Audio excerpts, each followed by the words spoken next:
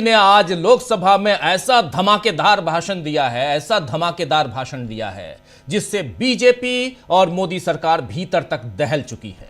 एक तरफ राहुल गांधी के खिलाफ नोटिस लाने की तैयारी हो रही है, प्रिविलेज नोटिस की बात कर रहा हूं मैं, विशेषाधिकार हनन की बात हो रही है, उसकी तैयारी हो रही है। तो दूसरी तरफ राहुल गांधी को मूर्ख, मस्खरा ये सब बोलकर बदनाम करने की कोशिशें भी तेज हो चुकी हैं।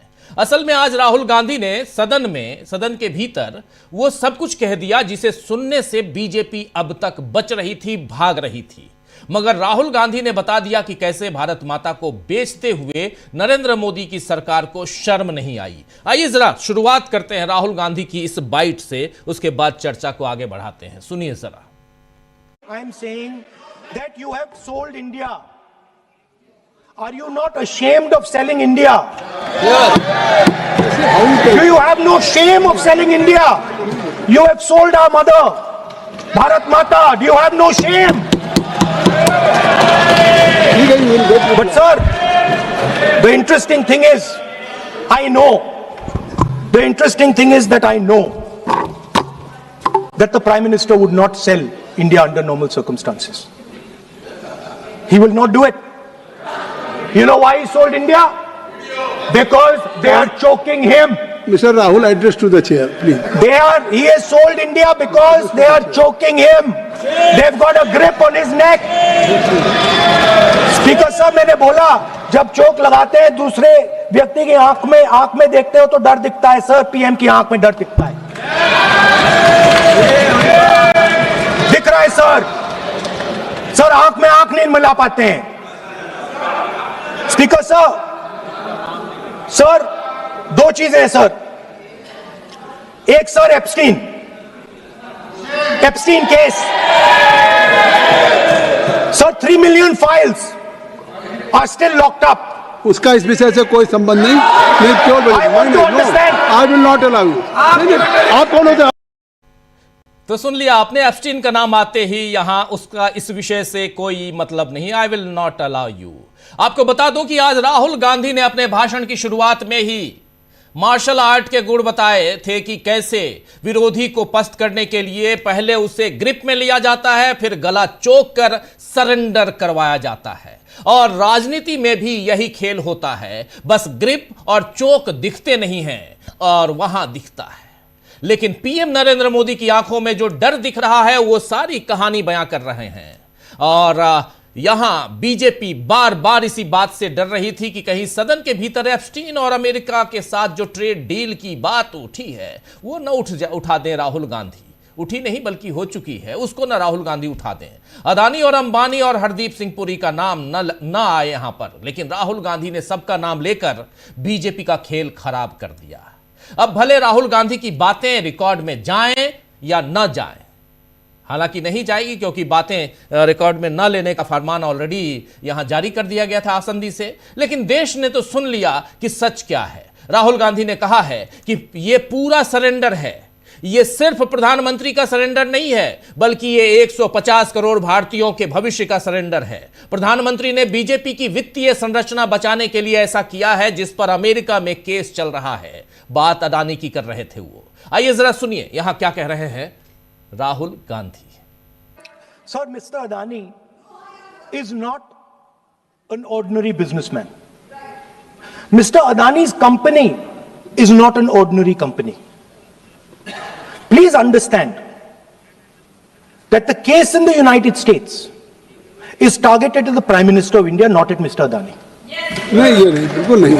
आप इस तरीके से बिल्कुल जो आप ये कह रहे हैं कहां क्या बात आप कर रहे हैं?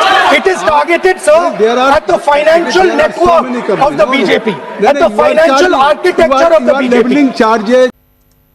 तो सुन लिया, जैसे ही यहां नाम आया प्रधानमंत्री के साथ जोड़ा राहुल गांधी ने, वैसे ही फिर कह दिया गया कि नहीं ये नहीं जाएगा। आपको बता दूं कि संसद में जिन बातों को बोलने से राहुल गांधी को रोका गया, उन्हें राहुल गांधी ने पत्रकारों के सामने आकर दोहरा दिया और बता दिया कि कैसे ट्रंप के दबाव में सारे काम हो रहे हैं। जरा सुन लीजिए। कि मेरे पास डेटा है, मैंने कहा कि मैं ऑथेंटिकेट कर दूंगा। डिपार्टमेंट ऑफ जस्टिस फाइल्स हैं एप्स्टीन पे, हरदीप पुरी का नाम उसमें है, अनिल अंबानी का नाम उसमें है। अदानी का केस चल रहा है, उसमें समन्स आई हैं। गवर्नमेंट ऑफ इंडिया ने 18 महीने के लिए रिप्लाई नहीं दिया है। डायरेक्ट प्रेशर है प्राइम मिनिस्टर पे, वो सब जानते हैं। बट मेन बात ये है, देखिए, बिना प्रेशर कोई हिंदुस्तान का प्राइम मिनिस्टर ये नहीं कर सकता है। जो हुआ है, जो किसानों के साथ हुआ है, डेटा के साथ हुआ है, डिफेंस के साथ हुआ है, एनर्जी सिक्योरिटी के साथ हुआ है, कोई प्रधानमंत्री नहीं कर सकता है नॉर्मल सिचुएशन में। वो जब ही करेगा जब किसी ने मतलब चोक लगा रखा है, ग्रिप ले रखी है और चोक लगा रखा है। Thank you. तो मार्शल आर्ट का ग्रिप और चोक, उसका जिक्र बार बार यहां राहुल गांधी कर रहे हैं। राहुल गांधी को संसद में रोकने के लिए आज किरण रिजिजू समेत तमाम बीजेपी सांसदों ने बहुत कोशिशें की और उनसे अपनी बातों को सत्यापित करने को भी कहा।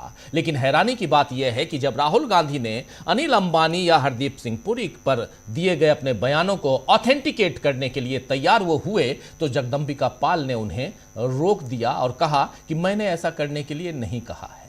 बहरहाल इस वीडियो को भी देखेंगे, सबसे लास्ट में बाद में देखेंगे। लेकिन संसद के बाहर भी नरेंद्र मोदी की सरकार के 2 मंत्री प्रहलाद जोशी और अश्विनी वैष्णव पत्रकारों से कह रहे थे कि हमने तो राहुल गांधी से ऑथेंटिकेशन की बात कही। तभी राहुल गांधी वहां पहुंच गए और उनके आते ही दोनों मंत्री कैसे भागे, ये जरा आप देख लीजिए। ये बहुत ही रोचक वाकया है, सदन के बाहर का है, आराम से देखिए। भारत का डेटा बहुत ही सुदृढ़ कानूनी स्वरूप में है, digital personal data protection act के तहत है। बहुत सारी चीजें जो भारत के जितने भी सेंसिटिव सेक्टर्स हैं उनके सबके अपने अपने रेगुलेशंस हैं और इस तरह के आरोप लगाने से पहले चीजों को ऑथेंटिकेट करना चाहिए। I'll also come and say hello. Yes, sir. Come, let's stand together. Let's stand together. Let's do it together. Come, do it together. Sir, मतलब डाटा चोरी को लेकर कहीं बाइट दे रहे हैं, तो कह रहे थे कि आप बिना जो डाटा दे रहे हैं वो कहीं न कहीं बिना तथ्यों के डाटा नहीं, देखिए, मेरे पास डेटा है। मैंने कहा कि मैं ऑथेंटिकेट कर दूंगा। डिपार्टमेंट ऑफ जस्टिस फाइल्स हैं एप्स्टीन पे, हरदीप पुरी का नाम उसमें है, अनिल अंबानी का नाम उसमें है। अदानी का केस चल रहा है, उसमें समन्स आई हैं। गवर्नमेंट ऑफ इंडिया ने 18 महीने के लिए रिप्लाई नहीं दिया है। डायरेक्ट प्रेशर है प्राइम मिनिस्टर पे, वो सब जानते हैं। बट मेन बात ये है, देखिए, बिना प्रेशर कोई हिंदुस्तान का प्राइम मिनिस्टर ये नहीं कर सकता। जो हुआ है, जो किसानों के साथ हुआ है, डेटा के साथ हुआ है, डिफेंस के साथ हुआ है, एनर्जी सिक्योरिटी के साथ हुआ है, कोई प्रधानमंत्री नहीं कर सकता नॉर्मल सिचुएशन। वो जब ही करेगा जब किसी ने मतलब चोक लगा रखा है, ग्रिप ले रखी है और चोक लगा रखा है। सर, मंत्री इस तरह से कह रहे हैं तो ग्रिप लगा रखी है, चोक लगा रखा है, ये कह रहे हैं यहां पे, और पूरे डेटा की बात कर रहे हैं। और यहां आपने देख लिया कि अश्विनी वैष्णव अपनी बात रख रहे थे, उनके साथ खड़े थे प्रहलाद जोशी, लेकिन दोनों भाग खड़े हुए जब राहुल गांधी ने कहा कि आइए चलिए पत्रकारों के सामने ही हम लोग डिबेट कर लेते हैं। तो संसद में आज कई ऐसे मौके आए जिनमें नरेंद्र मोदी की सरकार ने खुद को बेहद लाचार पाया या फिर राहुल गांधी के आगे वो टिक ही नहीं पाए।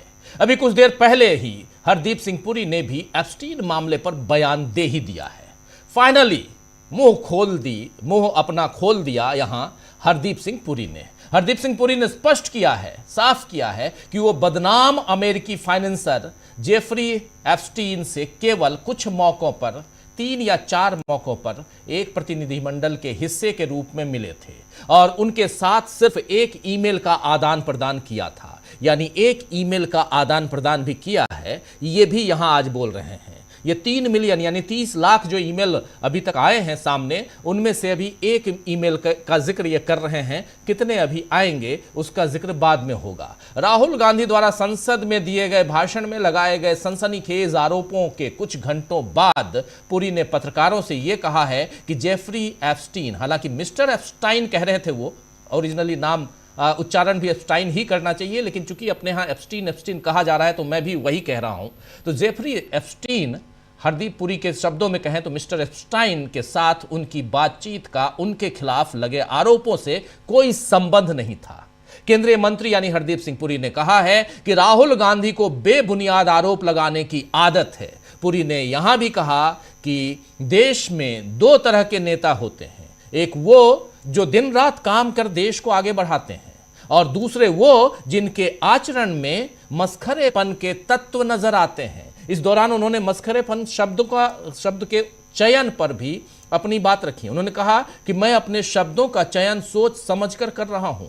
मैंने उन्हें मस्खरा नहीं कहा है, बल्कि मस्खरेपन के तत्व कहा है। हरदीप पुरी ने आगे कहा है कि राहुल गांधी को बिना तथ्यों के आरोप लगाने की आदत है। चलिए थोड़ी सी बाइट, छोटी सी बाइट उनकी जुबानी, ताकि मैं भी यहां ऑथेंटिकेट कर पाऊं। सुनिए। My boss in the IPI, Mr. Terry Rod Larson, was the person who knew this particular infamous person, Mr. Epstein. And it is as part of a delegation of the IPI or the ICM that I met Mr. Epstein on a few occasions, 3 or maximum 4. And the ICM was dealing with international issues, thematic issues, and Mr. Epstein was not part of it. The kind of people who were on the ICM were the former Prime Minister of Australia, Mr. Kevin Rudd was the chairman, Borge Brende from Norway, who I believe is the head of a World Economic Forum now, Hannah Tete from Ghana, Jose Manuel Roma. तो सबका नाम ले रहे हैं, यहां बता रहे हैं कि मैं जो है एक डेलीगेशन का हिस्सा था। मैं जब रिटायर हुआ यूएन में, ये राजदूत थे आप जानते हैं, और उसके बाद जब ये रिटायर हुए तो इन्होंने जिसके लिए काम किया उनके अपने बॉस के साथ, उसके साथ मिला, 3 या 4 बार मिला होऊंगा, और एक ईमेल में मैंने उससे कन्वर्सेशन मेरा हुआ है। लेकिन अंदर की कहानी किसको पता है? जो कह रहे हैं वही सही है या कुछ और है? पॉलिटिक्स में जो दिखाई देता है वो हमेशा सच नहीं होता, खासकर पॉलिटिक्स की बात कर रहा हूं। तो राहुल गांधी पर वार करके भी जिस तरह की सफाई हरदीप पुरी ने पेश की है, उससे राहुल गांधी ही सही साबित हो रहे हैं। वहीं इससे पहले संसदीय मामलों के मंत्री किरण रिजिजू ने कहा है कि राहुल गांधी ने बिना कोई नोटिस दिए मंत्री हरदीप सिंह पुरी पर गंभीर आरोप लगाया है और यह विशेषाधिकार का हनन है। हम स्पीकर के पास जरूरी नोटिस फाइल करेंगे, ये कह रहे हैं यहां किरण रिजिजू। अब राहुल गांधी के खिलाफ प्रिविलेज नोटिस लाकर बीजेपी क्या उन्हें बोलने से रोक पाएगी, ये देखना होगा। इस बीच मोदी ट्रंप के कारण और फंस गए हैं। डोनाल्ड ट्रंप का जिक्र आ रहा है तो उनका नाम लेना जरूरी है यहां, वरना न्यूज पॉइंट अधूरा रह जाएगा। तो डोनाल्ड ट्रंप साहब की बात यहां जरूरी है, जो कहते हैं कि मैं जब चाहूं तब नरेंद्र मोदी के पॉलिटिकल करियर को बर्बाद कर दूं, लेकिन मैं भी करना नहीं चाह रहा हूं क्योंकि वो झुके हुए हैं। और जैसा राहुल गांधी के शब्दों में आप देख लीजिए, मार्शल आर्ट के 2 शब्द जो बार बार यहां कह रहे हैं, ग्रिप एंड चोक। इस बीच मोदी ट्रंप के कारण और फंस गए हैं। आज अमेरिका के राष्ट्रपति डोनाल्ड ट्रंप ने ऑपरेशन सिंदूर पर फिर बयान दिया है और भारत और पाकिस्तान के बीच हुए सैन्य संघर्ष के दौरान गिराए गए विमानों की संख्या बढ़ाकर अब 10 बता दी है। पहले अलग अलग मौकों पर इस संख्या को कभी 5, कभी 7, कभी 8 वो बताते थे, लेकिन अब वो 10 बता रहे हैं। और आपको यह भी बता दूं कि ट्रंप अब तक 75 बार दोनों देशों के बीच युद्ध रुकवाने का दावा कर चुके हैं, लेकिन नरेंद्र मोदी उनका मुंह अब तक बंद नहीं करवा पाए हैं। वहीं ट्रंप ने टैरिफ पर भी बड़ा बयान दिया है। फॉक्स बिजनेस को दिए गए इंटरव्यू में जब एंकर ने ट्रंप की व्यापार में रेसिप्रोसिटी पॉलिसी और टैरिफ के इस्तेमाल की तारीफ की, तो ट्रंप ने कहा कि उन्होंने 8 युद्ध सुलझाए हैं और उनमें से कम 6 टैरिफ के कारण खत्म हुए हैं। ट्रंप ने यहां पर कहा है कि मैंने कहा कि अगर आप ये युद्ध नहीं रोकते हैं तो मैं आप पर टैरिफ लगा दूंगा, क्योंकि मैं लोगों को मरते हुए नहीं देखना चाहता हूं। ट्रंप के इस बयान से जाहिर हो रहा है दोस्तों कि अमेरिकी टैरिफ असल में भारत के गले पर चोक की तरह इस्तेमाल किया गया और ग्रिप बनाने, चोक लगाने का यह मौका नरेंद्र मोदी सरकार की नाकामी का बहुत बड़ा सबूत है। तो आइए आज चर्चा करेंगे कि राहुल गांधी के जबरदस्त भाषण से कैसे लड़खड़ा गई है बीजेपी। क्या खुद को वो संभाल पाएगी या अब इसका नुकसान उसे लंबे वक्त तक भुगतना पड़ेगा? लेकिन जब ऑथेंटिकेशन की बात आ रही है तो एक फाइनल आपके सामने एक बाइट रखना चाहता हूं, फिर चर्चा की शुरुआत करते हैं। राहुल गांधी जब कह रहे थे अदानी, अंबानी, अनिल अंबानी खासकर, और हरदीप पुरी, इन सब का नाम ले रहे थे, तो किरण रिजिजू साहब खड़े हुए। रिजिजू साहब ने कहा कि नेता प्रतिपक्ष इस ढंग से बात नहीं रख सकते, उनको ऑथेंटिकेट करना होगा। ऑथेंटिकेट करने के लिए तुरंत तैयार हो गए राहुल गांधी। राहुल गांधी ने कहा कि मैं अभी कर देता हूं। इसके बाद मौके की गंभीरता को समझते हुए कि राहुल गांधी ऑथेंटिकेट अगर कर दिए तो भारी मुसीबत में फंस जाएगी सरकार, और बचाने के लिए खड़े हो गए। वहां खड़े तो नहीं हुए, लेकिन आसंदी से उन्होंने हस्तक्षेप किया जगदंबिका पाल ने, जो ओम बिरला की जगह अभी मौजूद हैं। ओम बिरला तो अब कब दिखाई देंगे पता नहीं, लेकिन क्योंकि अविश्वास प्रस्ताव उनके खिलाफ आ चुका है, आप जानते हैं, तो इसलिए इस कन्वर्सेशन को सुन लेते हैं। भाषण राहुल गांधी दे रहे थे, फिर चर्चा की शुरुआत करते हैं, सुनिए। He is the leader of opposition.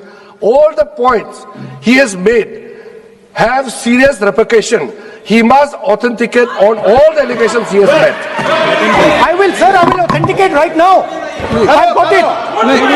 You have to Sir, let me authenticate. Kindly. Already you have taken 45 minutes. Kindly. Sir, let me authenticate, sir. But kindly. Sir, he has said to authenticate. I will authenticate right now. That you have to just give in advance, and that you have to. No, sir, I will authenticate right now. I'm authenticating.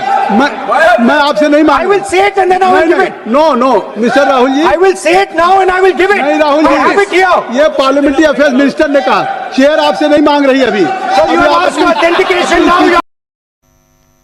चलिए चर्चा की शुरुआत करते हैं। हमारे साथ कुछ वरिष्ठ साथी जुड़े हुए हैं, उनसे पहले आपका परिचय करवाता हूं, फिर आगे बढ़ते हैं। जरा स्क्रीन पर देखिए, हमारे साथ इस वक्त 4 वरिष्ठ साथी जुड़े हुए हैं। शकील अख्तर जी हमारे साथ सुनील शुक्ला जी, हमारे साथ अमलेंदु उपाध्याय जी हैं, और डॉक्टर राकेश पाठक जी हैं। आप चारों का स्वागत है, इस्तकबाल अब तमाम दोस्त साथी शुभचिंतक आप सबका जो अब तक जुड़ चुके हैं उनका भी, जो जुड़ने वाले हैं उनका भी। ये ऑथेंटिकेट करने की बात कह रहे हैं राहुल गांधी, शकील जी, और राहुल गांधी से पीछा छुड़वाते हुए अब ये जो कहते हैं ना जिसको कि आप हमको संरक्षण दीजिए। एक बार याद है आपको जब प्रधानमंत्री भी खड़े हो गए थे कि हम तो यहाँ बिल्कुल लड़खड़ाए हुए हैं, भाजपा जिस ढंग से लड़खड़ाई हुई है, यहाँ पर किरण रिजिजू ने आखिर अपनी ही पार्टी को क्यों फंसा दिया। बाद में खड़े हुए यहाँ पर प्रहलाद जोशी जो कह रहे थे कि नहीं ऑथेंटिकेट ऐसे नहीं करते हैं, उसमें आते हैं, साइन करते हैं, कुछ और करते हैं, कागज लाते हैं, वो इस पूरे प्रोसेस को बताने लगे। लेकिन राहुल गांधी कह रहे हैं कि नहीं मैं अभी करूंगा। तो क्यों फंसा रही है क्यों फंसा रहे हैं किरण रिजिजू भारतीय जनता पार्टी को? यह माना जाए कि अपनी ही पार्टी को फंसा रहे हैं यहाँ पे।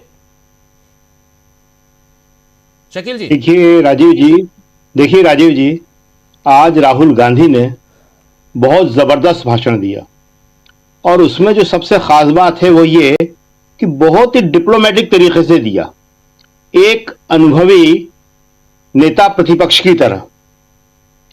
उन्होंने बहुत प्यार से कहा कि कोई भी प्रधानमंत्री ऐसा नहीं करेगा, ये भी नहीं करेंगे।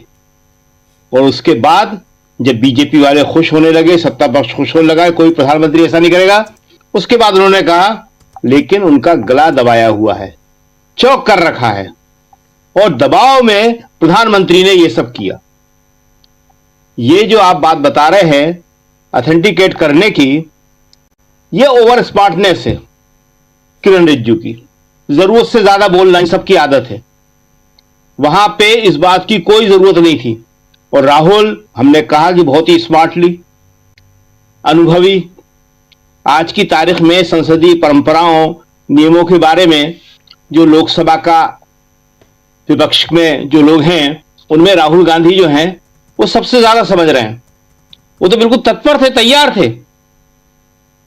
लेकिन फिर जगदंबिका पाल को चेयर में बैठे थे, उन्हें बताया गया कि जनाब क्या कर रहे हैं, रोकिए उनको, और फिर उन्हें रोका गया।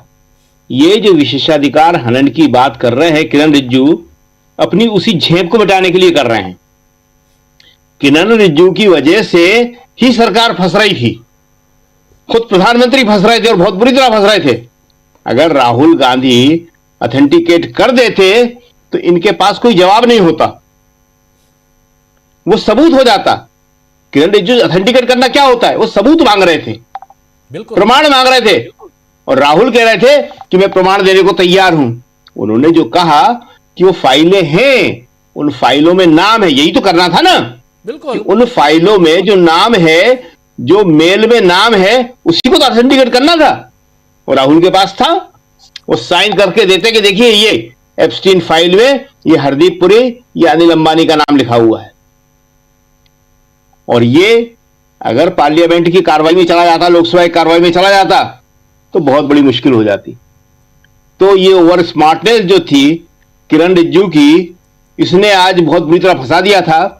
लेकिन जगदम्बिका पाल अब इसकी क्या कीमत वसूलेंगे हमें नहीं मालूम। वो तो शायद अब नए लोकसभा अध्यक्ष की तरह व्यवहार कर रहे हैं। अभी खाली ओम बिरला ने यह कहा है कि जब तक डिस्कशन होगा और डिसीजन नहीं होगा मैं नहीं बैठूंगा। ये सोच रहा है कि वो तो गए। वो आज जगदम्बिका पाल अपनी स्मार्टनेस के चलते हुए राहुल कह रहे थे जी। संसद में ऐसा नहीं होता है, लोकसभा में, राज्यसभा में कहीं नहीं होता, विधानसभा में भी नहीं होता। जी लगा के सम्मानपूर्वक बोलना होता है हर सदस्य के लिए। प्रधानमंत्री भी बोलते हैं, सब बोलते हैं। तो नेता प्रतिपक्ष को राहुल जी के बदले वो राहुल कर रहे थे। तो ये जो है एक बड़ा अच्छा राहुल का भाषण था। और हमने जो बताया कि उन्होंने बहुत ही सोच समझ के अपनी सारी बात कह लिए, कहीं पे भी उन्हें रोका नहीं गया। क्योंकि आज जब सुबह उनके बोलने की बात चर्चा थी कि आज बोलेंगे, वो कल से ही थी बात तो खैर, कि आज वो बोलेंगे, करीब 1:15 बजे वो बोलने के लिए खड़े हुए हैं। तो बीजेपी वाले सोच रहे थे, सत्ता पक्ष वाले सोच रहे थे कि राहुल किताब पर बात करेंगे और हम सदन नहीं चलने देंगे। सब जगह चर्चा थी कि राहुल किताब को छोड़ेंगे नहीं। पर हमने कहा राहुल बहुत स्मार्ट हो गए हैं, राहुल ने किताब का जिक्र तक नहीं किया। और जिस विषय पे वो बोलना चाहते थे, उनका जो मुख्य मुद्दा था एप्स्टीन फाइल, उनका जो मुख्य मुद्दा था कि प्रधानमंत्री झुक गए हैं, प्रधानमंत्री डर गए हैं, इससे साफ शब्दों में कोई नहीं बोल सकता। और वो लोग समझ ही नहीं पाए जब तक राहुल बोल के निकल लिए कि उनकी आंखों में डर दिख रहा है। प्रधानमंत्री आंख नहीं मिला सकते, इससे बड़ी बात और क्या होगी। और ये जो उन्होंने कहा, इसको पहले तो लोगों ने सोचा कि प्रधानमंत्री की तारीफ कर रहे हैं वो, कि कोई प्रधानमंत्री नहीं कर सकता। लेकिन उन्होंने कहा कि प्रधानमंत्री ने इसलिए किया क्योंकि उनका गला दबाया हुआ है, उनके ऊपर दबाव है, उनकी कोई कमजोरी है बहुत बड़ी, इसलिए किया उन्होंने। तो ये जो है राहुल ने आज जिस तरह भाषण दिया, इसका ये तो आभास नहीं था उनको कि किन विषयों पे बोलेंगे। कोई किताब को लेके तो सोच रहे थे, लेकिन ये मालूम था कि राहुल आज बहुत आक्रामक मुद्रा में रहेंगे और इसलिए प्रधानमंत्री आज नहीं आए, मोदी जी नहीं आए, HM home minister Amit Shah भी नहीं आए। उनको मालूम था कि अगर हम सामने होंगे तो राहुल के तेवर और ज्यादा कड़े हो जाएंगे। और राहुल कह चुके हैं कि मेरे सामने नहीं आएंगे। वो उस दिन राष्ट्रपति के अभिभाषण पर आ गए थे। और जो आप अभी याद दिला रहे थे कि प्रधानमंत्री ने और अमित शाह ने संरक्षण मांगा था, सही बात है, संरक्षण मांगता है विपक्ष, लोकसभा अध्यक्ष से या राज्यसभा में सभापति से, चेयरमैन से। यहां वो मांग रहे थे संरक्षण, कि हमारे को आप मदद करिए, हमें हमारा संरक्षण कीजिए आप लोग। तो आज राहुल के भाषण के बहुत सारे अंश हमने सुना दिए, उसमें बहुत बड़ी कई बातें थी। जो भारत माता वाला आपने सुनाया वो बड़ा इंपॉर्टेंट था। बहुत भारत माता की ये लोग बात करते हैं कि भारत माता को बेच दिया, भारत को बेच दिया आपने। और जो उन्होंने कहा कि ये डील बराबरी की नहीं है, ये मजबूरी की है। और एक बड़ा इंपॉर्टेंट पॉइंट था कि टेक्सटाइल में हम पे 18% लगा दिया, आप चुप रहे। बांग्लादेश पे 0 है, उस 0 का मुकाबला हमारे टेक्सटाइल के उद्योग वाले कैसे करेंगे 18% के साथ। और एक और लास्ट बात कि ये जो कह रहे थे कि पहले किसी आपको सदस्य के बारे में बोलना है, मंत्री के बारे में बोलना है, तो पहले नोटिस देना चाहिए। ये बात तो बहुत अच्छी करी इन्होंने। ये हमेशा जब नेहरू के बारे में बोलते हैं तो नेहरू जी को नोटिस देके बोलते हैं, ये नेहरू और इंदिरा गांधी के बारे में ये जब बोलते हैं तो इन्हें मालूम नहीं पड़ता है क्या बोल रहे हैं। क्या आप इस विषय पे नहीं बोल सकते, इसका नाम नहीं ले सकते, उसका नाम नहीं ले सकते, ये नेहरू का ले सकते हैं नाम। और इसमें एक और इंपॉर्टेंट बात कि किस तरह जिसे कहते हैं क्रिकेट की भाषा में कि पूरी फील्डिंग जो है तितर बितर हो गई। तो इनकी पूरी फील्डिंग किस तरह तितर बितर हो गई, पहले अडानी का नाम आते ही चेयर से भी कहा जाता था और विपक्ष के सत्ता पक्ष के लोग भी कहते थे अडानी का नाम नहीं। आज बड़े आराम से राहुल अडानी का नाम ले गए, वो कोई कुछ नहीं बोल पाया। क्यों?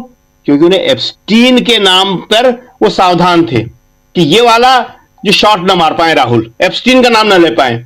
और जैसे ही एप्स्टीन का नाम लिया वो सारे के सारे चिल्लाने लगे और चेयर ने भी मना करने लगा। तो आज के राहुल का भाषण जो है बहुत ही शानदार रहा, बहुत ही बढ़िया रहा। जो उन्हें कहना था वो सारी बात कह गए। आपने जो एक वीडियो दिखाया था जब दो मंत्री बात कर रहे थे जी, उसका अगर पहले वाला भी अगर आप पार्ट दिखा लें तो बात पूरी हो जाएगी कि राहुल किस तरह, किस आत्मविश्वास के साथ आ रहे हैं। इन्होंने पहले देख लिया था राहुल गाते हुए, वो बड़ा इंपॉर्टेंट है कि राहुल का जो आत्मविश्वास है। राहुल कह रहे थे कि जब ग्रिप आ जाती है और आप चौक कर लेते हैं तो आपका आत्मविश्वास बढ़ जाता है, सामने वाले का डर बढ़ जाता है। वो आत्मविश्वास का जो राहुल की चाल है उसमें वो आत्मविश्वास झलक रहा है। तो राहुल का दिन था आज का, और राहुल ने आज जो है सरकार को, प्रधानमंत्री अपने कमरे में बैठ के सुन रहे थे, सरकार को बुरी तरह जो है बैकफुट पर डाल दिया। जी जी, जी, राहुल गांधी ने सरकार को बुरी तरह बैकफुट पर डाल दिया है। जबरदस्त भाषण आज राहुल गांधी का, और इस भाषण से कैसे बीजेपी लड़खड़ा गई है। किरण रिजिजू यहां अपनी पार्टी को संभालने की कोशिश और इससे बाहर निकालने की कोशिश में क्यों आखिर डुबाने की तरफ बढ़ रहे थे। जरा जल्दी से डॉक्टर राकेश पाठक जी आपके पास आता हूं, फिर सुनील शुक्ला जी हैं, अमलेंदु जी, आप तमाम साथियों के पास आता हूं। डॉक्टर साहब, कैसे देखते हैं आप इस पूरे घटनाक्रम को? राहुल गांधी अंदर भी बाहर भी, और तस्वीरें देख रहे हैं आप, यहाँ पर एप्स्टीन का मामला जिसको सदन में राहुल गांधी उठाना चाहते थे, फाइनली लेकर चले आए। भले उसको आप काट छाट कर लीजिए, कुछ भी कर लीजिए, लेकिन चर्चा तो हम कर रहे हैं ना। बाकी लोगों ने, पूरी दुनिया ने, जिन जिन लोगों ने, और वो रिकॉर्ड में ऑलरेडी रहे ना रहे, लेकिन ऑलरेडी उस समय लाइव टेलीकास्ट देखा है हमारे जरिए, आपके जरिए, संसद टीवी के जरिए लोगों ने देखा है। कैसे देखते हैं आप इसको? आपकी टिप्पणी। राजीव जी, आज का दिन राहुल गांधी के नाम था। नेता प्रतिपक्ष को जिस तरह से टू दी पॉइंट बोलना चाहिए वैसे धारा प्रवाह राहुल गांधी बोले। मजेदार बात यह है कि राहुल गांधी जिस मार्शल आर्ट के ब्लैक बेल्ट हैं, आईकिडो, उसका आविष्कार करने वाले, उस कला का इजाद करने वाले मोरी होई उशीबा ने सोचा भी नहीं होगा कि एक दिन दुनिया के सबसे बड़े लोकतंत्र की सबसे बड़ी पंचायत में उनके मार्शल आर्ट का इस तरह बखान होगा।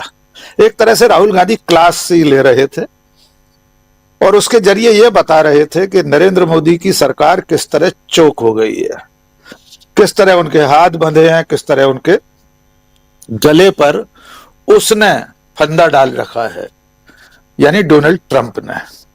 यद्यपि राहुल गांधी एक और मार्शल आर्ट में ब्लू बेल्ट है, शायद इसमें तो ब्लैक बेल्ट है, जिजुत्सी नाम है उस मार्शल आर्ट का। तो आज उन्होंने सदन के भीतर से लेकर बाहर तक अपनी दोनों मार्शल आर्ट की कला दिखा दी। सत्ता पक्ष लगातार अपनी ही गलतियों से फंसता गया। पहले किरण रिजिजू ने फंसा दिया ऑथेंटिकेट करने की चुनौती देकर, वो तो भला हो स्पीकर का, भूतपूर्व कांग्रेसी का, जिन्होंने बचा लिया, वरना राहुल गांधी सचमुच में प्रमाण भी रख देते और फिर वे हमेशा के लिए देश की संसद के दस्तावेजों में शामिल हो जाते। लेकिन आज की सबसे बड़ी घटना, हम राहुल गांधी के उन तमाम सारे आंकड़ों पर नहीं जाएंगे, डेटा, डिफेंस, एग्रीकल्चर वगैरह वगैरह। आज का सबसे बड़ा घटनाक्रम है जेफरी एप्स्टीन का नाम, अनिल अंबानी का नाम और हरदीप पुरी का नाम लिया जाना, और उसके बाद हरदीप पुरी की प्रेस कॉन्फ्रेंस। देखिए, हरदीप पुरी की इस प्रेस कॉन्फ्रेंस में कितना झोल है उस पर हम थोड़ा सा 1-2 मिनट बात करेंगे। हरदीप पुरी जिसे अपना बॉस बता रहे हैं, पेरजे रॉड लार्सन, नॉर्वे का डिप्लोमेट, यूएन में भी रहा था वो भारतीयों के बारे में क्या सोचता है ये बता देते आज वे। वो जेफरी एप्स्टीन को मेल में लिख रहा था कि अगर तुम्हें एक सांप और एक इंडियन एक साथ दिखाई दे तो पहले इंडियन को मारना है। चलिए, वो 2 लोगों के बीच की बातचीत थी, लेकिन हरदीप पुरी ने यह नहीं बताया कि वे 13 नवंबर 2014 को जेफरी एप्स्टीन और लिंक्डइन के सह संस्थापक रीड हॉफमैन को 2 पेज लंबे मेल में क्या क्या लिख रहे थे। वो तो इस बॉस से संबंधित नहीं था। हम चाहेंगे हमारी टीम वो उस ईमेल के दोनों पेज स्क्रीन पर दिखा दें ताकि देश जान सके कि हरदीप पुरी किस तरह झूठ बोल रहे हैं। हरदीप पुरी, ये देखिए, वो ये ईमेल है, 2 पेज का मेल है। इसमें कहीं अंतर्राष्ट्रीय संबंधों और यूएन के कामकाज की बात नहीं है। इसमें बात हो रही है कि भारत में नरेंद्र मोदी प्रधानमंत्री बन गए हैं और भारत बहुत तेजी से डिजिटल इंडिया बनने जा रहा है, उसको लेकर काम चल रहा है। और तुम दोनों महानुभाव जेफरी एप्स्टीन और रीड हॉफमैन फौरन से पेशतर भारत आओ, यहां जो मदद होगी वो सब मैं करूंगा। अपनी बेटियों के नाम तक इसमें लिख रहे हैं। अंतिम पैराग्राफ जो दूसरा नंबर पेज है, हम उन बेटियों के नाम नहीं लेना चाहेंगे, हर परिवार में बेटियों का वही मान है। उसमें भी लिख रहे हैं कि तुमने अपने ऑटोग्राफ के साथ जो किताबें दी हैं, मेरी बेटियों ने, दोनों बेटियों ने थैंक यू वेरी मच कहा है। तो आज प्रेस कॉन्फ्रेंस में जिस यूएन के कामकाज की, अंतर्राष्ट्रीय कामकाज की बात वे कर रहे थे, आईपीआई जिस संस्था के वे एडवाइजर और वाइस प्रेसिडेंट थे, इसमें कहां है वो बातचीत? इसमें कहां लिखा है इस पूरे 2 पेज के मेल में? इसमें तो वे दुकान खोल रहे हैं भारत में उन दोनों लोगों के लिए कि आ जाओ। अभी 1,30,000 गांव में इंटरनेट है, मोदी जी 2,50,000 गांव में करने जा रहे हैं। बहुत लंबा है, कहां उसको पढ़कर सुनाएंगे। अब आते हैं दूसरी मुद्दे की बात पर, जिसे वे कह रहे हैं इन फेमस मिस्टर जेफरी एप्स्टाइन। आपने ठीक कहा, उच्चारण राहुल गांधी ने भी एप्स्टाइन ही कहा था, हम लोग भारतीय लोग उसको एप्स्टीन ही कह रहे हैं। 2008 और 2009 में फ्लोरिडा की अदालत में एप्स्टीन घोषित हो चुका था कि वो यौन अपराधी है, पूरी दुनिया जान चुकी थी। उसके बाद उसके खुलासे लगातार होते रहे, लेकिन हरदीप पुरी के ईमेल तो 2017 तक के हैं सर। जो आदमी 2008-9 में पूरी दुनिया में घिनौने यौन अपराधी के रूप में, बाल यौन शोषक के रूप में, मानव तस्कर के रूप में जग जाहिर हो चुका था, उससे 3 या 4 बार की मुलाकातों की स्वीकारोक्ति, ये कबूलनामा बहुत कुछ कहता है। और ये 3 और 4 मुलाकातें नहीं है, आधा दर्जन से ज्यादा के अपॉइंटमेंट तो एप्स्टीन के साथ हरदीप पुरी के उस दस्तावेज में सामने आ चुके हैं। और राहुल गांधी आज भी जो कह रहे थे कि ये डिपार्टमेंट ऑफ जस्टिस द्वारा जारी दस्तावेज हैं, ये कोई राहुल गांधी ने तो बना नहीं लिए, ये किसी आईटी सेल ने, कांग्रेस के सोशल मीडिया डिपार्टमेंट ने तो बना नहीं लिए ईमेल। तो आज का ये कबूलनामा इस बात के लिए पर्याप्त सूचक है कि नरेंद्र मोदी की सरकार के बड़े बड़े लोग एप्स्टीन के साथ बहुत ज्यादा घुले मिले थे। अब इसमें एक प्रश्न उठाया जा रहा है कि वो जो बाकी गतिविधियां थी उसकी, ये यौन उत्पीड़न संबंधी, उसमें इनका कोई संबंध नहीं था। बेशक अब तक ऐसी कोई चीज सामने नहीं आई है, लेकिन दुनिया के 10 से ज्यादा देशों में जो अब तक त्यागपत्र हुए हैं, उनमें से जिन लोगों के त्यागपत्र हुए हैं वे भी उन यौन गतिविधियों में लिप्त नहीं मिले हैं। उनके नाम भर आ गए, इस पर इस्तीफे हो गए। ग्रेट ब्रिटेन के प्रधानमंत्री कीर स्टारमर का चीफ ऑफ स्टाफ, उसका तो दोष सिर्फ इतना था कि उसने एक राजदूत की नियुक्ति के लिए उसे प्रोत्साहित किया था, उसे प्रमोट किया था। वो तो कभी गया भी नहीं वहां, उसको इस्तीफा देना पड़ा। कितने ऐसे नाम है जो सिर्फ नाम आने भर से इस्तीफा देकर घर बैठ गए हैं। यहां कुतर्क गढ़ा जा रहा है कि मेरा और कोई लेना देना नहीं था। और आखिरी बात यह कि राहुल गांधी ने जो भी कारण गिनाए हैं, गला दबा होने के, हाथ बंधे होने के, उसके कारणों की पड़ताल जब होगी, वाकई में कभी कानून ने अपना काम किया, तो अनिल अंबानी, हरदीप पुरी, इन सब लोगों ने जो बिचौलिए की भूमिका निभाई थी, उसका खुलासा भी किसी न किसी दिन होगा। कुछ तो मजबूरियां रही होंगी, वरना कोई यूं ही देश नहीं बेचता। जी जी। और देश बेचने की बात, भारत माता को बेचने की बात पर बहुत बिलबिला रहे हैं बीजेपी के लोग।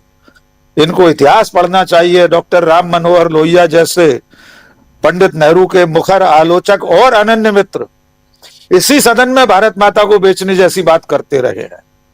वो मुहावरा है, देश कोई जनपथ मार्केट में लाजपत मार्केट में और चांदनी चौक के फुटपाथ पर रखकर नहीं बेचा जाता।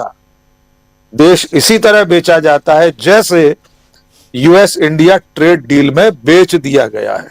जी राजीव जी। जी बिल्कुल बिल्कुल आप सही कह रहे हैं। जल्दी से आना चाहता हूं सुनील शुक्ला जी आपके पास, आप कैसे देखते हैं इस पूरे मामले को? और पहली बार स्वीकारोक्ति भारत का कोई नेता, ऑफिसर, कोई भी अभी तक किसी ने आधिकारिक तौर पर यह स्वीकार नहीं किया था कि उसका कोई भी किसी भी ढंग से पत्राचार ही सही एप्स्टीन के साथ हुआ हो। पहली बार राहुल गांधी ने जैसे ही भाषण दिया सदन के अंदर, बिलबिलाते हुए बाहर यहां प्रेस कॉन्फ्रेंस, कैसे देखते हैं आप इसको?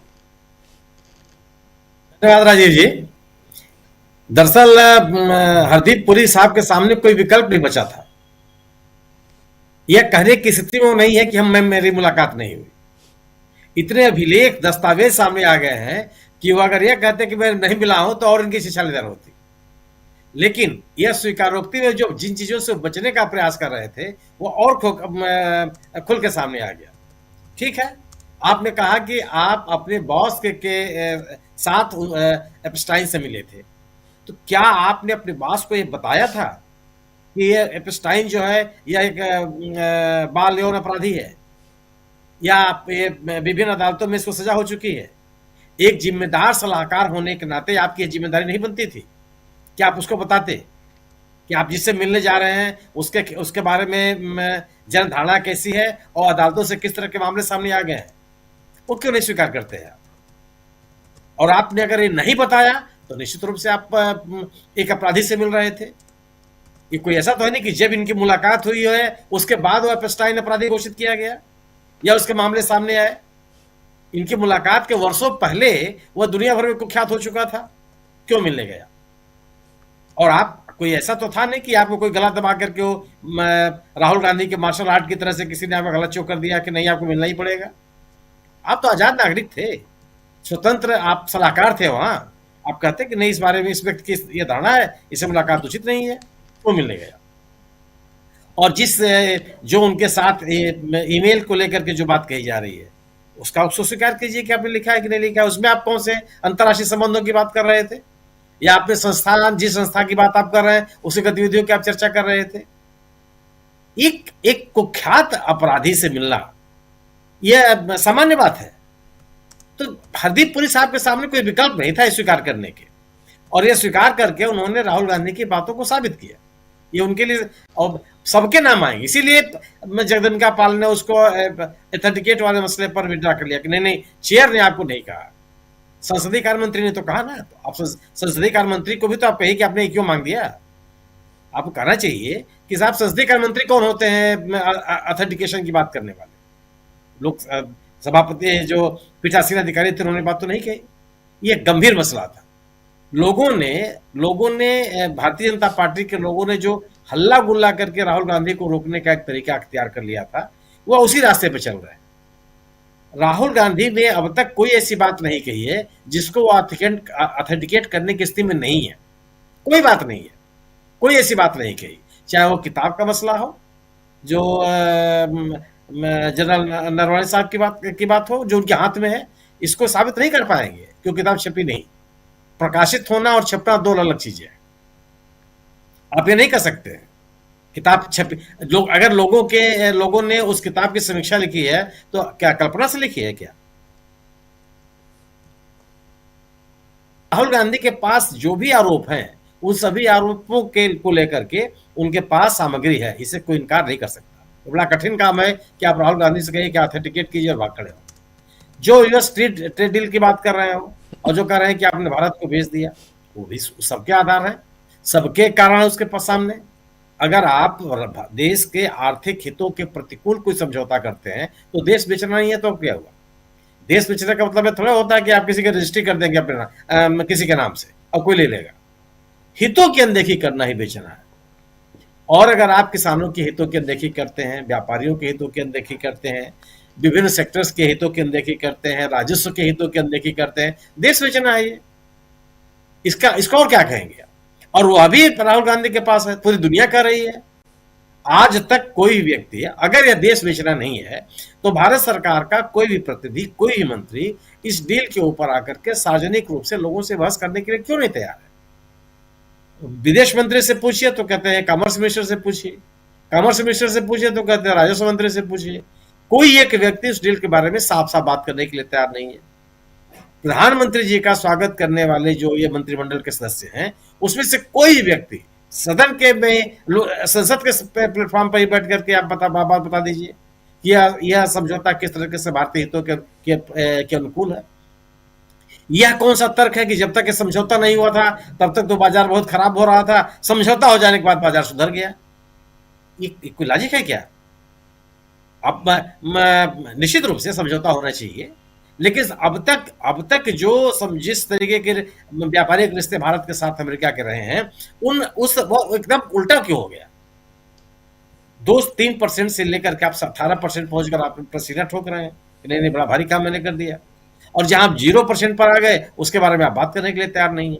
तो राहुल गांधी ने जितनी बातें कही, आज का भाषण बहुत ही शानदार भाषण, तार्किक था, टू द पॉइंट था, कहीं भी इधर उधर की बात किसी राहुल गांधी ने नहीं की, और उसका कोई जवाब सत्तारूढ़ दल के पास नहीं है। जो वित्त मंत्री जी का भी बयान है, जो सवाल उठाया राहुल गांधी ने, उसका कौन सा जवाब दे दिया वित्त मंत्री ने? वित्त मंत्री राहुल गांधी का आरोप है कि देश के आर्थिक हितों की अनदेखी की गई, डेटा को शेयर किया गया, जो डॉलर के साथ जो व्यवहार पूरी दुनिया में हो रहा है, उसको लेकर के हमारा बजट मौन है। किस विषय को आपने संबोधित किया? तो आज की स्थिति रही कि सरकार पूरी तरह से घिरी हुई है और सरकार के पास राहुल गांधी के बातों का जवाब नहीं है। आप कुछ भी कर लीजिए, आप भारतीय जनता पार्टी के नेता लोग कोई भी बयान दे दे, किसी तरह की बात कर लें, जो सवाल उठाए हैं, जो मुद्दे उठाए हैं राहुल गांधी के, अगर आप उनका जवाब नहीं देते हैं तो आपकी बातों का कोई मतलब नहीं है। मेरा अपना मानना यह है कि राहुल गांधी ने आज अपने भाषण से सरकार को पूरी तरह से घेर लिया। देश के आर्थिक हितों की अनदेखी करने का आरोप, देश के संप्रभुता के साथ खिलवाड़ करने का आरोप, देश के किसानों के साथ के हितों को एकदम पूरी तरह से नकार देने का आरोप, ये जो आरोप है बड़े गंभीर है, ये सामान्य बातें नहीं है। और जो विवादास्पद मुद्दे थे या जिस पर हल्ला हंगामा हो सकता था, राहुल गांधी ने बिल्कुल बड़े करीने से उसे किनारा कर लिया। आज किताब की बात उन्होंने नहीं की, किताब की बात फिर किसी और दिन कर लेंगे। और इसका लाभ भी है कि कम से कम आज उनके भाषण से केवल ट्रेड डील पे बात होगी, केवल और केवल देश की आर्थिक स्थितियों के ऊपर बात होगी, विषयांतर कहीं नहीं हुए। तो अब स्थिति है कि अगर आपके पास तर्क था, अगर आप राहुल गांधी की बातों का जवाब दे सकते थे, तो बाहर जब राहुल गांधी ने कहा कि आइए, दोनों विद्वान मंत्री हैं, दोनों के दोनों लोग बहुत बोलते हैं सदन के भीतर, जोशी जी भी और वैष्णव साहब भी, आप खड़े होकर बात कर लेते। बात करने की स्थिति में आप नहीं थे। आपके सामने वो स्थिति नहीं थी कि आप जो प्रश्न उठाया राहुल गांधी ने, आप उसका जवाब दे पाते। एक बहुत ही सधा हुआ, तार्किक, सारगर्भित और कंटेंट के साथ राहुल गांधी ने आज भाषण दिया। और ये निश्चित रूप से सरकार के सामने जो सवाल रखे हैं, उन सवालों का जवाब बहुत आसान नहीं होगा। जी बिल्कुल आप सही कह रहे हैं। यहाँ पर हमारे साथ गुरदीप सिंह सप्पल साहब भी जुड़ गए हैं। सप्पल जी, आपका स्वागत है इस कार्यक्रम में। सप्पल जी का वीडियो थोड़ा डाउन दिख रहा है, खैर कनेक्ट हो रहे हैं, तब तक आता हूं। जल्दी से पहले अमलेंदु जी आपके पास। अमलेंदु जी, पूरे इस घटनाक्रम पे आपकी पहली प्रतिक्रिया। देखिए राजीव जी, एक तो आज ये सरकार जो है वो अपने ही बुने जाल में बुरी तरीके से फंसी है, और ये साबित हुआ कि एपस्टीन का मामला जो है वो काफी ज्यादा, एक तरह से कहा जाए, वो बीजेपी को, प्रधानमंत्री नरेंद्र मोदी को परेशान करने वाला है। ये आज बीजेपी ने खुद स्वीकार किया। लेकिन राजीव जी, आज सुबह ही मैंने टिप्पणी की थी कि आखिर किरण रिजिजू साहब का नरेंद्र मोदी जी से क्या दुश्मनी है, और कल भी मैंने ये बात कही थी, और आज उनको किरण रिजिजू साहब ने मेरी बात को सच साबित किया। लपक के उन्होंने कहा कि इसको ऑथेंटिकेट कीजिए, ऑथेंटिकेट कीजिए।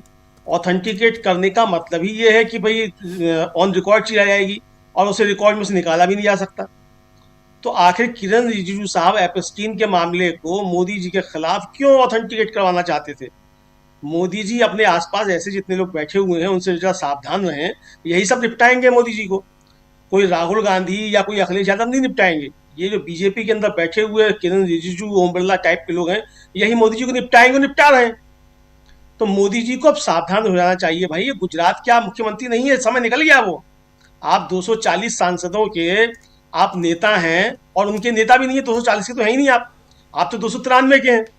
240 ने तो आपको अपना नेता चुना ही नहीं है। तो आपके अंदर जो चल रहा है षड्यंत्र, उसको भी देखिए। आखिर कौन लोग हैं बीजेपी के अंदर जो बार बार उकसाते हैं कि भाई राहुल गांधी एपस्कीन का मामला जो है लाकर लाएं और सदन पे लाकर रख दें। इसी तरीके से राजीव जी, नरवणे की किताब का मामला, राहुल गांधी ने कहा एक्स आर्मी चीफ, और कूद के खड़े हुए राजनाथ सिंह। भाई क्यों, क्या जरूरत थी खड़े होने की? राहुल गांधी अगर कह देते कि भाई नरवणे ने इसमें लिखा है कि जो उचित समझो करो, तो आप उसको ये भी कह सकते थे ये तो भाई हमारी बड़ी अच्छाई है, हमने सेना को खुली छूट दे दी, जैसे आपने ऑपरेशन सिंदूर के शुरू में कह दिया। तो आपकी नालायकी जो थी वो कम से कम साबित नहीं होती। लेकिन राजनाथ सिंह ने ये तय कर दिया कि पूरा देश ये अच्छे तरीके से समझ ले कि एक्स आर्मी चीफ जो वो लिख रहे हैं कि नरेंद्र मोदी प्रधानमंत्री होने के लायक नहीं है, नालायक हैं। ये राजनाथ सिंह ने साबित करा दिया। तो भाई मोदी जी सावधान क्यों नहीं होते अपने घर के अंदर छिपे हुए लोगों से? ये तो मोदी जी को तय करना है राजीव जी। तो ये उनका मामला है। लेकिन आज राहुल गांधी ने सारे मसले जिस तरीके से उठाए हैं राजीव जी, उस पर अगर ये इस सरकार में जरा भी शर्म बची है तो उसको सबको देना चाहिए। अब हरदीप सिंह पुरी साहब आ रहे हैं, लगभग 41 मिनट की उनकी प्रेस कॉन्फ्रेंस है, जाने उसमें क्या क्या बातें हरदीप सिंह पुरी ने कही हैं। लेकिन ये नहीं बताया कि एपस्कीन से मिले तो और क्या बातें हुई। ठीक है, आप अपने बॉस के साथ मिले या आप किसी के भी साथ मिले, तो लेकिन बातें क्या क्या हुई और क्यों मिलते रहे? तो आपने तो राहुल गांधी जिसको ऑथेंटिकेट कर रहे थे, वो राहुल गांधी ने तो ऑथेंटिकेट नहीं किया, लेकिन हरदीप पुरी ने सदन के बाहर आकर ऑथेंटिकेट कर दिया कि एपस्कीन से आप मिले थे और उस फाइल में आपका नाम है। तो भाई राहुल गांधी जो सदन के अंदर ऑथेंटिकेट करना चाहते थे, तो हरदीप सिंह पुरी साहब आकर बाहर क्यों ऑथेंटिकेट कर रहे हैं?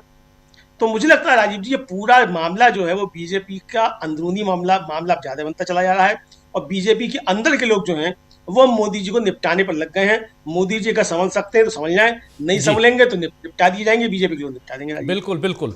गुरदीप सिंह सप्पल साहब हमारे साथ जुड़ गए हैं, कांग्रेस वर्किंग कमेटी के परमानेंट इनवाइटी हैं, और सबसे बड़ी चीज है कि रिसर्च में ये काफी माहिर हैं, और इनसे बेहतर और कौन बताएगा कि आखिर यहाँ हरदीप पुरी साहब, आपका स्वागत करता हूँ सप्पल जी इस कार्यक्रम में। और हम लोग चर्चा कर रहे हैं आज राहुल गांधी के भाषण और भाषण के बाद जो उपजे सवाल हैं उन पे, और इन सब के बीच दो घटनाक्रम बहुत तेजी से उसको हम लोग आगे बढ़ते हुए देख रहे हैं। एक तो हरदीप सिंह पुरी साहब आज पहली बार हिंदुस्तान में एप्स्टीन का मामला ऑथेंटिक रूप से किसी ने तो स्वीकार कर लिया, ये पहली बार स्वीकार कर रहा है, और वो भी सरकार का नुमाइंदा जो आज की तारीख में मंत्री है। इस पर आपकी प्रतिक्रिया। दूसरी बात, राहुल गांधी जिस चीज को ऑथेंटिकेट करना चाह रहे थे और राहुल गांधी को रोका जा रहा था कि आप रूल 352 का हवाला देकर कि आप यहां पर नाम नहीं ले सकते हैं, जरा वो रूल 352 वो बता दीजिए ये है क्या। और दूसरा, हरदीप पुरी के इस कबूलनामे के बाद कांग्रेस पार्टी क्या करने जा रही है, और अब तक का जो राहुल गांधी का जो भाषण है उसके कुछ, उस पर आपकी टिप्पणी। जी राजीव जी, धन्यवाद। पहले तो लेट आया मैं थोड़ा सा, उसके लिए माफी। दरअसल पिछले कुछ समय से पार्लियामेंट को पंगु बनाया जा रहा है ऑथेंटिकेट के नाम पे। ऑथेंटिकेशन कहते हुए जो किसी सांसद को बोलना होता है, खासतौर पर राहुल गांधी जी को जब बोलना होता है, तो उसमें रोड़े अटकाए जाते हैं। अब आज भी रूल 352 की बात की, और बाकायदा सदन में चेयर से बोला गया कि प्रधानमंत्री इंपॉर्टेंट व्यक्ति हैं, आप उनके खिलाफ नहीं बोल सकते। तो ये कौन सी संसद हो गई जिसमें प्रधानमंत्री के खिलाफ आप नहीं बोल सकते या उनके खिलाफ मुद्दा नहीं उठा सकते? वो जो नियम है, वो नियम उन लोगों के लिए है जो संवैधानिक पदों पे है, जिसके अंदर राष्ट्रपति आते हैं, जिसके अंदर जजेस आते हैं, जिसके अंदर गवर्नर आते हैं, चुनाव आयुक्त आते हैं, सीएजी आते हैं। ये वो पद हैं जो कि संवैधानिक पद माने जाते हैं, और संवैधानिक पद में चूंकि वो राजनीति का हिस्सा नहीं होने चाहिए, हालांकि आजकल चुनाव आयोग इसमें नहीं शामिल कर सकते, वो तो बाकायदा अब राजनीति के साथ जुड़ते हुए नजर आते हैं, लेकिन ये तमाम पदों से ये माना जाता है कि वो सक्रिय राजनीति का हिस्सा नहीं बनेंगे, और वो इसलिए उन पे अगर कुछ बात करनी है तो सब्सटेंटिव मोशन लाना चाहिए संसद के अंदर। लेकिन प्रधानमंत्री की आलोचना नहीं कर सकते, प्रधानमंत्री को आपने जो है भगवान बना दिया पार्लियामेंट के अंदर। तो फिर संसद किस लिए है? संसद का तो गठन ही इसलिए होता है लोकतंत्र के अंदर कि सरकार और सरकार का नेतृत्व प्रधानमंत्री उनकी जवाबदेही तय करे, और जवाबदेही तय करने के टूल क्या है? आप सवाल उठाते हैं, आपके पास जो जानकारी होती है, कोई आरोप हो, कोई जानकारी हो, वो सदन के पक्ष में रखते हैं, आप अपना विश्लेषण रखते हैं और सरकार उसकी जांच करती है या जवाब देती है। तो राहुल जी जब भी बोलने लगते हैं इस रूल को गलत तरीके से कोट करते हैं, और ये वक्त आ गया है कि हम इसको चैलेंज करें। दूसरी बात, राहुल जी ने जो बोली बातें उसमें क्या गलत है? पहली बात, उन्होंने बात बोली जनरल नरवाणे की किताब की। अब वो टेक्निकलिटी को छोड़ दीजिए कि पेंगुइन ने क्या बोला, कब छापी। सवाल ये है कि जनरल नरवाणे ने जो बोला क्या वो उससे वापस हट रहे हैं? ऐसा तो कोई संकेत हम किसी को नहीं मिला है। जो कुछ भी जनरल नरवाणे ने बोला है वो उससे वापस नहीं हट रहे हैं, और उसके अंश कारवान मैगजीन की वेबसाइट पे और मैगजीन में छपे हुए हैं, वो उसको कोई भी पढ़ सकता है। आप में देश का हर नागरिक वेबसाइट पे जाके पढ़ सकता है, कोई भी मैगजीन खरीद के पढ़ सकता है। तो राहुल गांधी उसको पढ़कर बोल क्यों नहीं सकते? ये बड़ी अजीब सी स्थिति क्रिएट कर दी गई है कि बाकी देश पढ़ सकता है उन अंश को, लेकिन राहुल गांधी नहीं पढ़ सकते। दूसरी बात, उन्होंने कही एप्स्टीन फाइल की, तो अब तो हरदीप पुरी जी ने मान ली, और ये तो पहली स्वीकारोक्ति है। अभी आगे देखिए, अभी तो अनिल अंबानी के नाम सामने आए हैं, अभी जयपुर की मुख्यमंत्री के बेटे के नाम सामने आए हैं, ऐसे बहुत नाम सामने आएंगे। हरदीप पुरी की सफाई तो अपनी जगह है, वो तो डिप्लोमेट थे, बाकी तो उनका क्या संबंध है वो सवाल तो उठेंगे। और इसको पूरी दुनिया जानती है, ये पब्लिक रिकॉर्ड है, कोई भी इंटरनेट पे जाके देख सकता है कि भारत से किस किस के नाम आ रहे हैं। तो इसको संसद में उठाने में क्या दिक्कत है? तीसरा इश्यू उन्होंने उठाया वो है अडानी के खिलाफ जो समन्स इश्यू हुए हैं अमेरिकी कोर्ट द्वारा, वो भी पब्लिक डोमेन में जानकारी है, तो उसको उठाने में क्या दिक्कत है? और चौथा उन्होंने उठाया जो यूएस डील हुई है वो एक तरफा हुई है, और जो भारत जो है अमेरिका के सामने झुका है। अब ये बातें भी अगर संसद में नहीं की जाएंगी तो फिर संसद में क्या बोलना होगा? क्या वही बोले जो सरकार रटाती है, जो सरकारी कागज बोलते हैं, जो सरकारी रिपोर्ट बोलती है? वो बोलने के लिए संसद नहीं बनी है ना। राहुल गांधी को देश के सामने असलियत रखनी है, और देश की जनभावना को भी पार्लियामेंट के अंदर रिफ्लेक्ट करना है एज लीडर ऑफ ऑपोजिशन। यही उनका संवैधानिक कर्तव्य है, और इसको रोका जा रहा है। लेकिन राहुल गांधी से कहा जा रहा है कि आप अदानी का नाम मत लीजिए, अंबानी का नाम मत लीजिए। आज अनिल अंबानी का नाम ले रहे थे और कह रहे थे कि वो अब तक उनको जेल में होना चाहिए था, और अदानी के मामले में 18 महीने हो गए और अभी तक जवाब इधर से सरकार ने नहीं दिया। और ये जो डील है कहीं ना कहीं एक प्रेशर में है, और जिस पर चोक एंड ग्रिप की बात कर रहे थे राहुल गांधी, ग्रिप एंड चोक की बात कर रहे थे मार्शल आर्ट के वो फॉर्म को लेकर।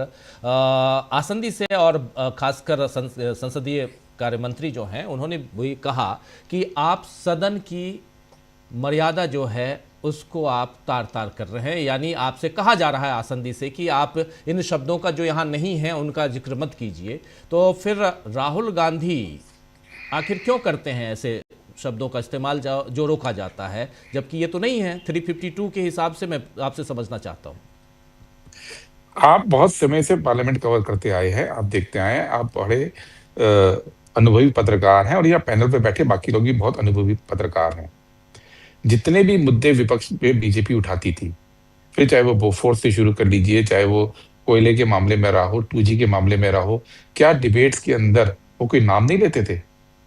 क्या भारत की संसद को आप इतना पंगु बना देंगे कि किसी भी डिबेट में किसी भी मुद्दे से जुड़े व्यक्तियों के नाम नहीं लिए जाएंगे? ये नियम बेसिकली उनके लिए होता था कि जो अपना जवाब, जो इलेक्टेड रिप्रेजेंटेटिव है, जो चुना हुआ व्यक्ति है, वो अपना जवाब सदन में नहीं दे पा रहा है तो उसका नाम नहीं लेना चाहिए, उसको मौका देना चाहिए जवाब का। लेकिन संसद जो है वो किसी का भी नाम नहीं लेगी और बिना नाम के बहस करेगी, ये तो कभी नहीं माना गया था दुनिया के अंदर। खुद बीजेपी ने जब भी कोई मुद्दा उठाया, नाम लिए, आप रिकॉर्ड उठा के देखिए, और ये तो पूरे जनता जानती है ना। तो ये जो बीजेपी अधिकार यूज करती थी विपक्ष के अंदर, वो अधिकार अगर राहुल गांधी यूज कर रहे हैं तो संसद की मर्यादा तार तार हो रही है। इससे हास्यास्पद बात क्या हो सकती है? संसद की मर्यादा तार तार तो स्पीकर कर रहे थे, जब स्पीकर ये बोल रहे थे कि जो महिला सांसद विरोध कर रही थी उनसे पीएम की जान को खतरा हो सकता था, कुछ अनिष्ट हो सकता था।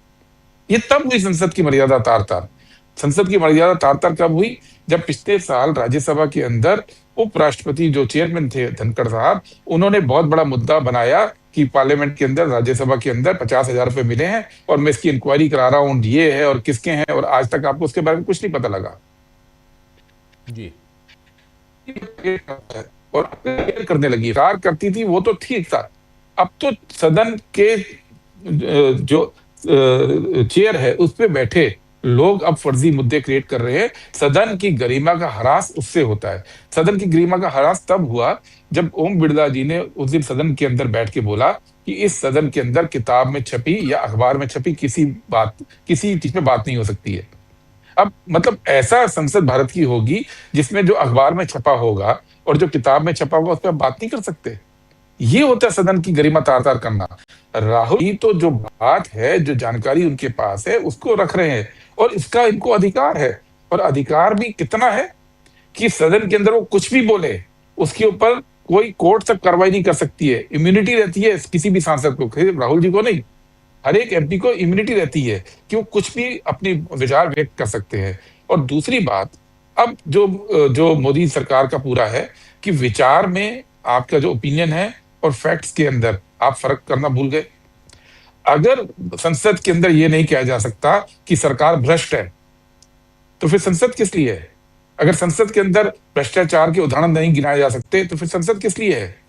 फिर तो आप जो है केवल सरकारी कार्यक्रम बनाने के लिए कर रहे हैं। सप्पल जी, लेकिन सरकार का कहना है, आसंदी पे बैठे या बाहर भी ये जो मंत्री हैं इनका कहना है कि राहुल गांधी को जब कहा गया कि राष्ट्रपति के अभिभाषण पर जो चर्चा चल रही है उस पर बात कीजिए तो वो किताब लेके चले आए। जब उनको मौका दिया गया कि आप इधर बजट पे बात कीजिए तो वो एप्स्टीन का फाइल खोल के बैठ गए, खड़े हो गए।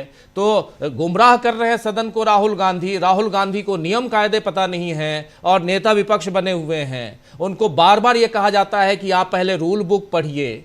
राहुल गांधी भी तो 5 बार के सांसद हैं। ये मैं कांग्रेस पार्टी से समझना चाहता हूं कि कांग्रेस पार्टी इस मसले पे क्या, क्योंकि कहीं ना कहीं राहुल गांधी के इमेज को यहां डाउन करने की कोशिश हो रही है सदन के जरिए, और ये बताने की कोशिश हो रही है कि राहुल गांधी ने रूल बुक नहीं पढ़ रखा है, उनको पता ही नहीं है नियम कायदे जो है सदन के।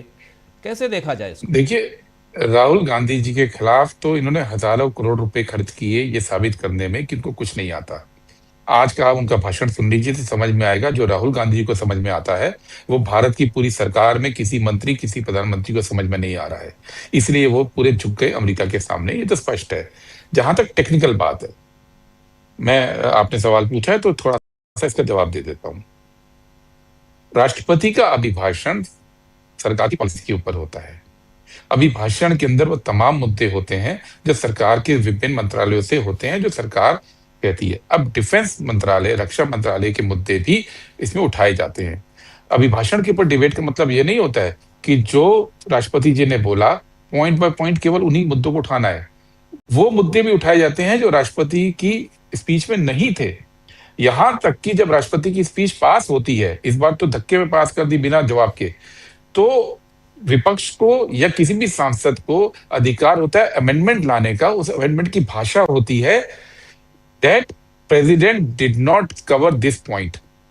राष्ट्रपति ने अपने भाषण में ये मुद्दा नहीं इंक्लूड किया, और अगर ये सही तरीके से डिबेट चलने दी जाती तो 100% कांग्रेस पार्टी की ओर से ये अमेंडमेंट आता अभिभाषण के ऊपर कि उन्होंने, जनरल नवराने ने जो चिंता जाहिर की अपनी किताब के अंदर, उसके ऊपर बात नहीं की। चाइना के आगे जो भारत सरकार की अनिर्णय स्थिति रही, प्रधानमंत्री मोदी उस दिन फैसला नहीं ले पाए, उस स्थिति को आपने अपने भाषण में इंक्लूड नहीं किया, ये बात आती। और ये हमेशा परंपरा रही है। तो राहुल गांधी वही कर रहे थे जो कि राष्ट्रपति के अभिभाषण में किया जाना चाहिए, कि राष्ट्रपति ने इस मुद्दे पर बात नहीं की, उनको बीजेपी ने बोलने नहीं दिया। इससे राहुल गांधी दूसरी तरफ बजट के भाषण के अंदर जो भी मंत्रालय को बजट से पैसा मिलना होता है, उस मंत्रालय की फंक्शनिंग पे बात की जा सकती है। ये कल चिदम्बरम साहब ने अपनी स्पीच के शुरू में बोला। अब विदेश मंत्रालय भारत सरकार के बजट पे चलता है, और विदेश मंत्रालय और वाणिज्य मंत्रालय का कोई फेलियर अगर हुआ है ट्रेड डील के अंदर तो उसको बजट में बाकायदा लिया जा सकता है। ये कहीं से, और ये इस बात का सबसे बड़ा सबूत ये है कि आज राहुल जी ने जो बजट स्पीच में मुद्दे उठाए यूएस ट्रेड को लेकर, उसको स्पीकर चाह कर भी एक्सपंज नहीं कर सकते हैं, क्योंकि वो बजट स्पीच के अंदर उठाने के लायक थे, वो रूल के अगेंस्ट नहीं थे। मैं चैलेंज करता हूं कि स्पीकर जो है आज इसको एक्सपंज करके दिखा दें, कह दें कि बजट स्पीच के अंदर ये रूल में नहीं आता है, इसलिए राहुल गांधी ने इसको गलत बोला, हम इसको एक्सपंज कर रहे हैं। वो नहीं कर सकते ना। तो ये जो झूठा एक माहौल बनाया जाता है कि आप इसमें नहीं बोल सकते, उस पे नहीं बोल सकते हैं, ये माहौल तो गलत है ही। तीसरी तरफ जो सरकार कर रही है वो क्या कर रही है? जब तक यूपीए की सरकार थी, और चूंकि मैं खुद उपराष्ट्रपति जी के साथ था, हर हफ्ते 2 कॉलिंग अटेंशन पे डिबेट होती थी जनता के मुद्दों पे, एक शॉर्ट ड्यूरेशन डिस्कशन पे डिबेट होती थी, फिर कुछ डिबेट होती थी जो हाफ एन आवर क्वेश्चन पे होती थी। अब आप मुझे बताइए, ये मोदी सरकार के अंदर कितने शॉर्ट ड्यूरेशन आपने देखे, खासतौर पे पिछले 5-6 साल के अंदर कितने कॉलिंग अटेंशन देखे हैं? हफ्ते में 2 होने चाहिए थे। जो डिबेट होती भी है वो भावनात्मक मुद्दे पे होती है, वंदे मातरम टाइप के, लेकिन जनता के मुद्दों पे बातचीत ही बंद कर दी, जनता के मुद्दों पे डिबेट ही बंद कर दी। केवल और केवल ये चाहते हैं मोदी कि सरकारी काम पास कराने के लिए, चाहे वो धक्के से हो, चाहे वो बिना स्टैंडिंग कमेटी के हो, चाहे वो बिना डिबेट के हो, उसके लिए संसद का इस्तेमाल किया जाए। संसद मोदी जी के इस्तेमाल की वस्तु नहीं है। संसद भारत की संसद है, भारत के लोगों का जो वीद है, जिसके तहत वो देश को लोकतांत्रिक रूप से चलाने के लिए बनी है, सरकार को जवाबदेह बनाने के लिए चली है, और जनता के मुद्दों को उठाने के लिए बनी है। और राहुल गांधी इसी काम को करते हैं। जो लोग ये बात कह रहे हैं कि ये नियम में नहीं आता था, वो लोग ना केवल जनता को भ्रमित कर रहे हैं, बल्कि संसदीय प्रणाली को, लोकतंत्र के सबसे बड़े दुश्मन है वो इस पूरी व्यवस्था को खत्म करने के लिए एक षड्यंत्र के तहत ये बात कर रहे हैं। लेकिन अब ये बताइए कि माफी चाहूंगा, हरदीप पुरी साहब ने तो ये स्वीकार कर लिया कि वो मिले थे। कांग्रेस पार्टी आगे क्या करने जा रही है? बात हरदीप पुरी जी ने जो स्वीकार किया है, अभी तो कुछ ही मीटिंग्स का आया है, और जो उनके टाइम में मीटिंग हुई है, केवल स्वीकारोक्ति से काम नहीं चलता है। बात यह है बिंदु कहाँ जोड़ रहे हैं। अनिल अंबानी पे तो बोले नहीं वो, आज अच्छा होता उस पर भी बोलते। आज अच्छा होता कि जयपुर की डिप्टी सीएम के बेटे के ऊपर भी बोलते। ये भी बोलते कि किस तरह से जो हमारे दूतावास के लोग हैं वो इस पूरे के अंदर जुड़े हुए नजर आ रहे हैं। जो तार जुड़ते हैं ना राजीव जी, तारों की बात हो रही है। मिलना तो दुनिया में किसी के लिए कोई गुनाह नहीं है। क्यों मिले, मिलने के बाद कौन कौन से तार जुड़े, और तार जुड़ने के बाद क्या क्या पॉलिसी मेकिंग में फर्क आया, ये है कि जो आज भारत की सरकार की हिम्मत नहीं हो रही है, मोदी की हिम्मत नहीं हो रही है अमेरिका के सामने तनके खड़े होने के लिए, उसके पीछे इन सब चीजों का हाथ है। ऐसा थोड़ी है कि अचानक से उन्होंने सरेंडर कर दिया, और सरेंडर तो किया है। सरेंडर तो स्पष्ट दिख रहा है ना कि अमेरिका सामान खरीदेंगे और सारा अमेरिकी उत्पाद खरीदेंगे, ऑल इंडस्ट्रियल प्रोडक्ट, लेकिन भारत का जो है वो सामान, उस पर टैरिफ लगेगा।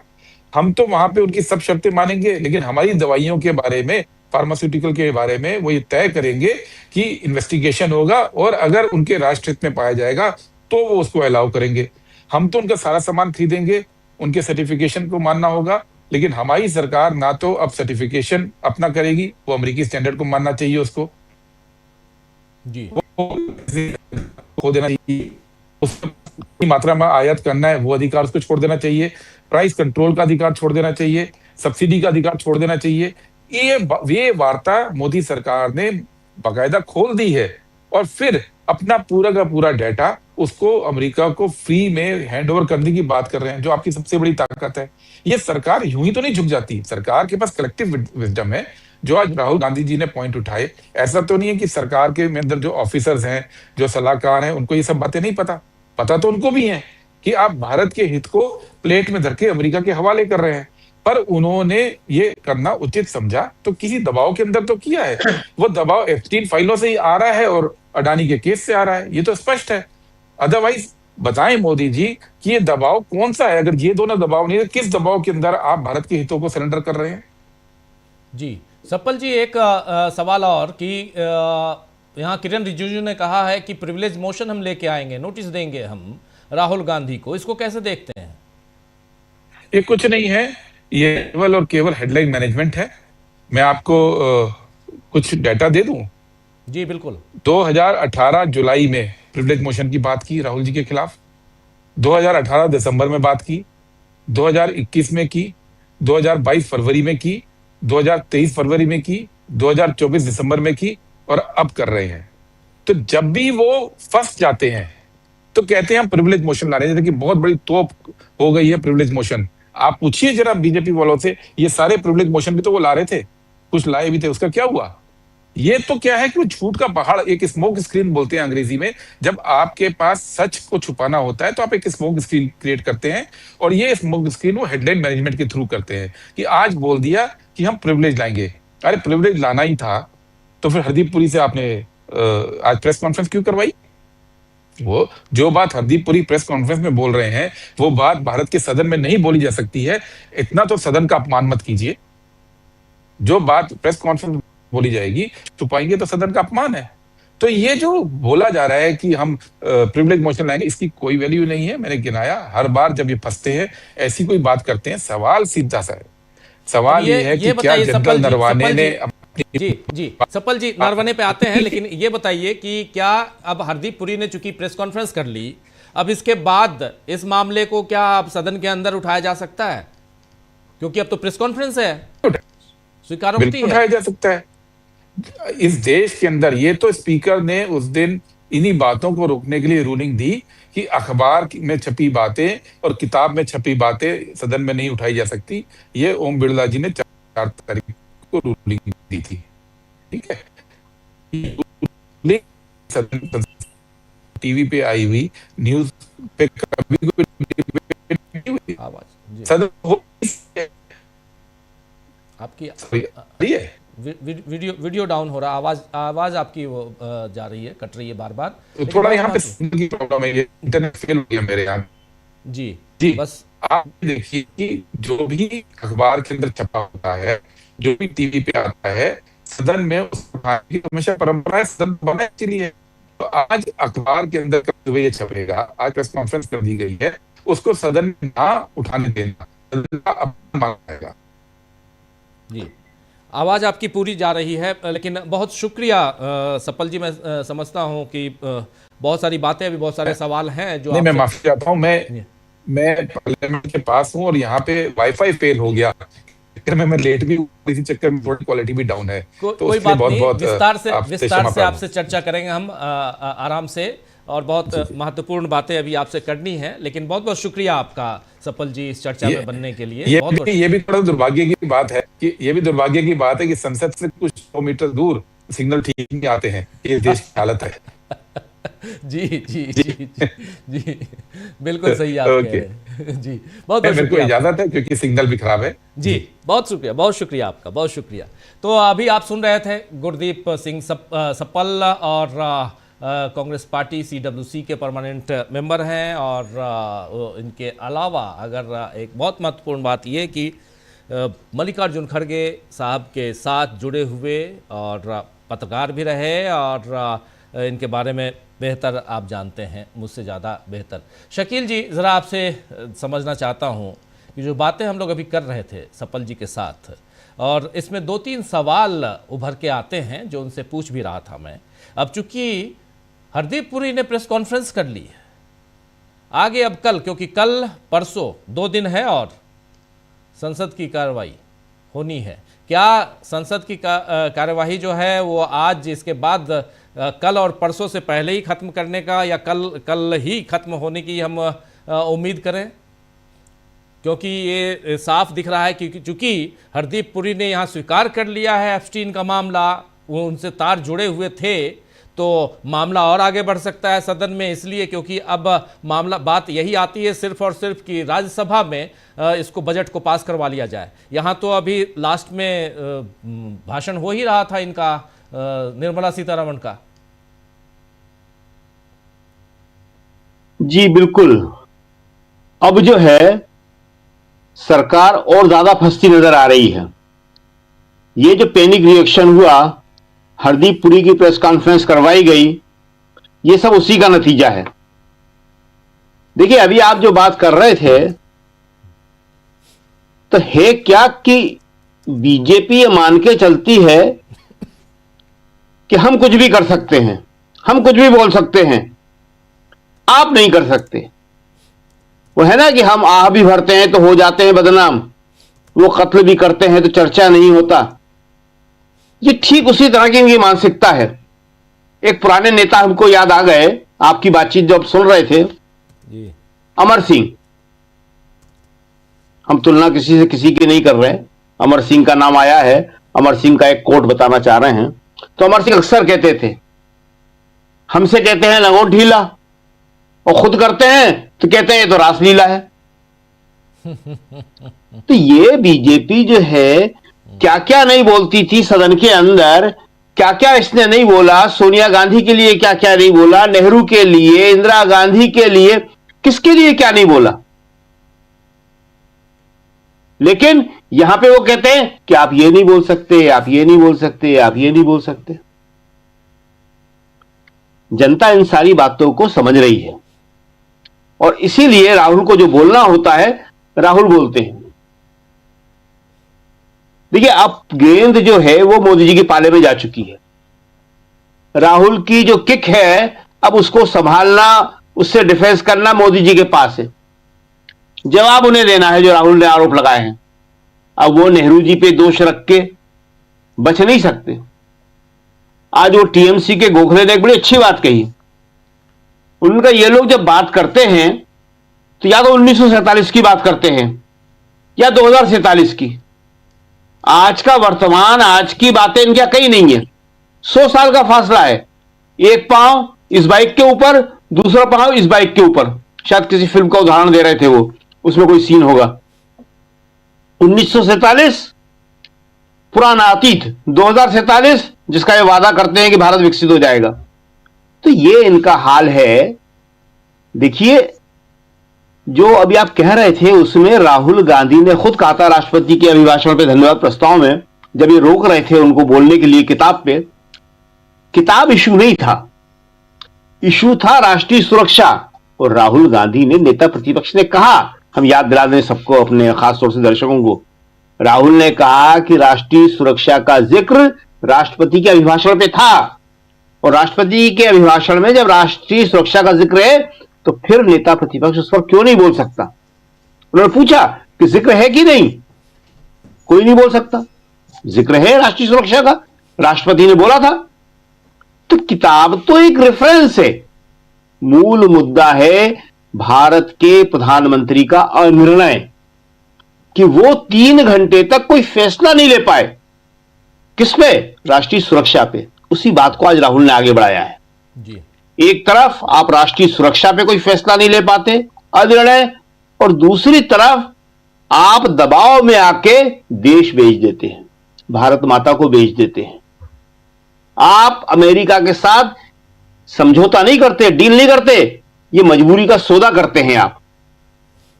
तो राहुल जो राष्ट्रपति के अभिभाषण पे उन्होंने बोला था, उससे आज आगे बढ़े हैं, और आगे बढ़ के उन्होंने आज मोदी जी को पूरी तरह घेर लिया। मोदी जी नहीं आए। अब जवाब मोदी जी को देना है, मोदी जी को बताना है कि वो जो है राष्ट्रीय सुरक्षा पे क्या बोलते हैं, वो जो है राष्ट्रीय हितों पे क्या बोलते हैं, इस डील के ऊपर क्या बोलते हैं। तो अब बॉल जो है वो मोदी जी के पाले में है। जी राजीव जी। जी बिल्कुल बिल्कुल, जरा और आगे बढ़ते हैं और राकेश पाठक जी के पास